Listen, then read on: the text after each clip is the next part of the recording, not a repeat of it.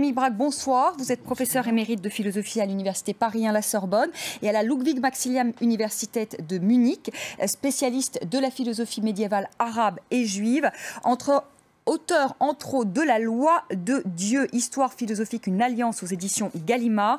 Et vous avez publié une tribune dans Le Point, je vous ai lu également, dans les gènes de l'islam, l'intolérance.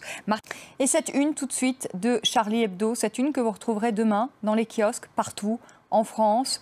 Tout est pardonné. Voyez le prophète qui pleure avec cette inscription « Je suis Charlie ». Rémi Brague, je voudrais aussi votre réaction. Ce soir, la communauté musulmane est divisée encore sur cette une. Est-ce que l'heure ne devrait pas justement aussi être à l'unité au sein de cette communauté et dire on accepte cette une finalement de Charlie Hebdo? Bon, c'est à eux qu'il faut poser la question. Moi, je n'en sais rien. La seule remarque que je voudrais faire, c'est que attribuer cette attitude pardonnante au prophète est quand même un petit peu exagéré. On a demandé tout à l'heure où ces criminels avaient trouvé leur inspiration pour commettre leurs crimes. Il n'y a pas besoin de chercher très loin, c'est dans la vie du prophète. J'ai été obligé de rappeler ça dans la petite tribune du Point que vous avez eu la gentillesse de mentionner. Le prophète, effectivement, savait pardonner, était un fin politique, il savait pardonner à ceux qui l'avaient attaqué, sauf à ceux qui avaient mis en doute l'authenticité de sa mission prophétique, et ceux qui s'étaient moqués de lui. Alors on a 3 cas comme ça qui sont rappelés par la biographie la plus ancienne de Mahomet, celle de Ibn Ishaq, édité par un autre type, Ibn Hisham, quelques générations après. Ces 3 personnages, dont alors on cite d'ailleurs dans la vie un poème de l'un d'eux, se moquant de celui qui veut apprendre aux gens ce qui est permis, ce qui est interdit. Et il les a envoyés assassiner, tout simplement. Alors l'un était un juif, l'autre un vieillard, les biographies disent un centenaire, c'est tellement exagéré, un très vieil homme. La troisième était une femme qui allaitait. Je donne leur nom et la référence à la traduction française la plus intégrale de ce texte. Alors je crois qu'il faut quand même modérer un petit peu ce que l'on dit lorsque l'on dit « ces attentats n'ont rien à voir avec l'islam ». Parce que si l'on va trop loin dans cette direction, on va être amené à dire que le prophète était un très mauvais musulman.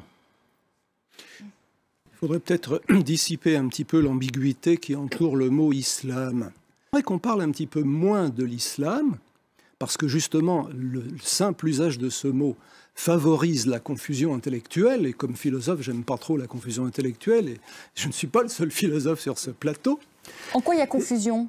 Parce que ça mélange les gens et, disons, une idée. Ou un personnage fondateur de l'islam, qui est le prophète, et dont on peut raconter des quantités de choses, pas toujours agréables à mon humble avis. Et puis d'une part, les braves gens qui ont un rapport plus ou moins distinct, plus ou moins conscient, plus ou moins clair avec l'islam. Alors quand on dit « ne faisons pas d'amalgame », qu'est-ce que ça veut dire? Est-ce que ça veut dire qu'il ne faut pas faire d'amalgame entre l'islam et l'islamisme? Distinction qui me semble, à moi, fausse.